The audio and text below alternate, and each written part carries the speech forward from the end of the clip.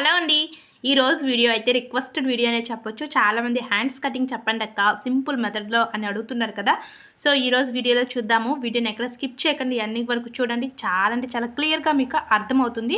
మీకు ఎలాంటి డౌట్స్ ఉన్నా నాకు కామెంట్ సెక్షన్‌లో కామెంట్ చేస్తే నేను మీకు రిప్లై అనేది తప్పకుండా ఇస్తాను.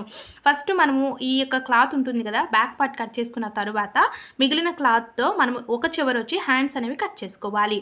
ఈ హ్యాండ్స్ కట్ చేసుకునేటప్పుడు క్లాత్ ఫోల్డింగ్స్ అనేవి మన వైపే ఉండాలండి. ఓపెన్స్ మనకు ఆపోజిట్లో ఉంచుకోవాలి. సో, ఫస్ట్ మనం చూసుకున్నట్లయితే హ్యాండ్ యొక్క పొడవు. సో, ఇక్కడ హ్యాండ్ పొడవు చూడండి. మనకి హ్యాండ్ పొడవు వచ్చేసరికి కరెక్ట్‌గా ఇలా మనము ఆది బ్లౌజ్‌తో చూసుకోవచ్చు. టేప్ తోటి కానీ మీరు డైరెక్ట్‌గా పెట్టేయవచ్చు, లేదా టేప్‌తోనైనా మరి చూసుకోవచ్చు. ఇక్కడైతే చూసారు కదా 7.5 ఇంచులు ఉంది. సో, ఈ 7.5 ఇంచులకి మరొక హాఫ్ ఇంచ్ మనం యాడ్ చేసుకోవాలి ఖర్చుల గురించి. అలాగే క్రిందన ఒక పావించ్ మీరు ఉంచుకోవాలండి. సో, అది కూడా మనకి ఖర్చులలోకి వెళ్ళిపోతుంది కాబట్టి సో, ఒక పావించ్ అనేది మనం క్రింద విడిచిపెట్టుకోవాలి.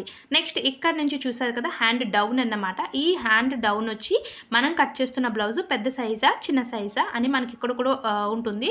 ఇక్కడ వచ్చి నడుము లూజ్ వచ్చి 33 ఇంచెస్. సో, 33 ఇంచెస్ అంటే ఇక్కడ ఇది వచ్చి మనము పెద్ద సైజు బ్లౌజ్ అన్నమాట. పెద్ద సైజు బ్లౌజ్కి వచ్చి ఈ చంక డౌన్ ఉంటుంది కదా, ఈ డౌన్ మనము 3.5 ఇంచులకు మార్క్ చేసుకోవాలి. అదే చిన్న సైజు బ్లౌజ్ అయితే 3 ఇంచులకే మార్క్ చేసుకుంటే సరిపోతుంది.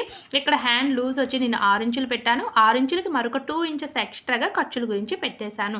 సో, ఇప్పుడు మనం ఇక్కడ కర్వ్ షేప్ తీయాలి కదా! సో, ఈ యొక్క రౌండ్ దగ్గర కర్వ్ షేప్ తీయాలి కాబట్టి ఇక్కడ చూడండి ఫస్ట్ స్ట్రైట్‌గా 1.5 ఇంచులు స్ట్రైట్‌గా పెట్టేసి నడుము లూజ్‌లో 4వ భాగం ఎంత వస్తుందో ఒక్కసారి చూడండి. ఇక్కడ మనకి 33 ఇంచులు. సో, చూసారా టేప్‌ని అంటే మీరు మళ్ళీ అంటే ఎలా తెలుసుకోవాలి నడుము లూజ్‌లో 4వ భాగం అంటే ఈ విధంగా టేప్‌ని ఇలా ఫోల్డ్ చేసుకొని 33 ఇంచులకి ఇలా డబుల్ ఫోల్డ్ చేసేయండి. సో, డబుల్ ఫోల్డ్ చేస్తే మనకి 33లో సగం వస్తుంది. ఆ సగాన్ని మళ్ళీ డబుల్ ఫోల్డ్ చేసుకుంటే 33లో మనకి 4వ భాగం 4వ వంతు వస్తుంది. సో, ఇక్కడ మనకు చూసారు కదా 8.5 వచ్చింది. ఈ 8.5ని యాజ్ టీజ్‌గా చూసారా ఇక్కడ నుంచి కూడా మనము ఈ విధంగా చంక డౌన్‌కి మార్క్ చేసాం కదా, ఆ డౌన్‌కి ఈ యొక్క మార్కింగ్ అనేది రావాలి. సో, ఇక్కడికి వచ్చింది. మనకి 2 ఇంచెస్ ఖర్చుల గురించి అక్కడ పడతాయండి. సో, అవి అతుకులు పడతాయి. అవి తర్వాత నేను అతికి చూపిస్తాను.